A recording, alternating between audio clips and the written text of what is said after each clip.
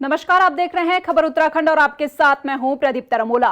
उत्तराखंड की खाली पड़ी 2 विधानसभा सीटों पर उपचुनाव के लिए तारीखों का ऐलान कर दिया गया है। बद्रीनाथ और मंगलोर विधानसभा सीट पर 10 मई को वोटिंग होगी, तो वहीं 13 जुलाई को परिणाम आएंगे। उपचुनाव के प्रत्याशियों के नामांकन की प्रक्रिया 21 जून को शुरू होगी, जबकि 26 जून को नाम वापसी की तारीख तय की गई है। उत्तराखंड की बद्रीनाथ विधानसभा सीट पर 210 बूथ बनाए गए हैं, जिन पर उपचुनाव के लिए मतदान किया जाएगा, जबकि मंगलोर विधानसभा सीट पर 132 बूथ बनाए गए हैं। एक दिशा निर्देश जारी किया है, प्रेस नोट जारी किया था, वो है इलेक्शंस का, बाई इलेक्शंस के बारे में। उसमें उत्तराखंड का भी 2 असेंबली कॉन्स्टिट्यूंसीज आ रहे हैं। वो है नंबर 4 बद्रीनाथ, ये 4 है, उसका असेंबली कॉन्स्टिट्यूंसी का नंबर है। ये है माननीय श्री राजेंद्र सिंह भंडारी जी का रेजिग्नेशन की वजह से खाली हुआ है। और दूसरा है 33 मंगलोर, ये है माननीय श्री सरवत करीम अंसारी जी का मृत्यु होने के पश्चात ये खाली हुआ है।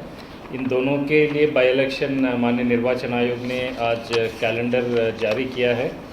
इस कैलेंडर में मुख्य गेजेट नोटिफिकेशन 4 जून को जारी होगा। आज है 10 तारीख, मतलब 4 दिन के बाद गेजेट नोटिफिकेशन जारी होगा। नॉमिनेशन की फाइलिंग की अंतिम तिथि ये है 21 जून को, मतलब आज से 11 दिन के बाद नॉमिनेशन फाइलिंग की लास्ट डे है। और स्क्रूटनी, नॉमिनेशन की स्क्रूटनी है 24 जून तारीख को है नॉमिनेशन की स्क्रूटनी। और विड्रॉल है, जो कैंडिडेट की विड्रॉल, जो भी कैंडिडेट विड्रॉ करना चाह रहा है वो 26 जून को होगी, बुधवार को। और डेट ऑफ पोल होगी 10 जुलाई को, ये है वेडनेसडे को होगी, बुधवार को ये भी 10 जुलाई को। और काउंटिंग होगी 13 जुलाई को, शनिवार को, 13 जुलाई शनिवार को काउंटिंग होगी। और पूरा प्रक्रिया, मतदान प्रक्रिया 15 जुलाई सोमवार को ख़त्म होगी। लोकसभा चुनावों की जंग खत्म होते ही उत्तराखंड में 2 विधानसभा सीटों पर उपचुनाव की जंग शुरू हो गई है। सबसे पहले बात करते हैं मंगलोर विधानसभा सीट की। यहां पर बसपा विधायक रहे सरवत करीम अंसारी के निधन के बाद सीट खाली हो गई थी। मंगलोर एक ऐसी सीट है जहां बीजेपी से अब तक कोई विधायक नहीं बन पाया है। 2002, 2007, 2012 और 2022 में बसपा को यह सीट मिली, तो 2017 में कांग्रेस को यह सीट मिली। वहीं बद्रीनाथ सीट की बात करें तो यहां से कांग्रेस विधायक रहे राजेंद्र सिंह भंडारी लोकसभा चुनाव से पहले बीजेपी में शामिल हो गए थे, जिसके बाद इस सीट पर उपचुनाव हो रहे हैं। इस सीट पर 2002, 2012 और 2022 में कांग्रेस जीती, तो 2007 और 2017 में बीजेपी जीती है। अब इन दोनों सीटों पर उपचुनाव की घोषणा होते ही राजनीतिक दल अपनी अपनी जीत के दावे अभी से करते नजर आ रहे हैं। भारतीय जनता पार्टी हमेशा हर चुनौती के लिए तैयार रहती है, और ये 2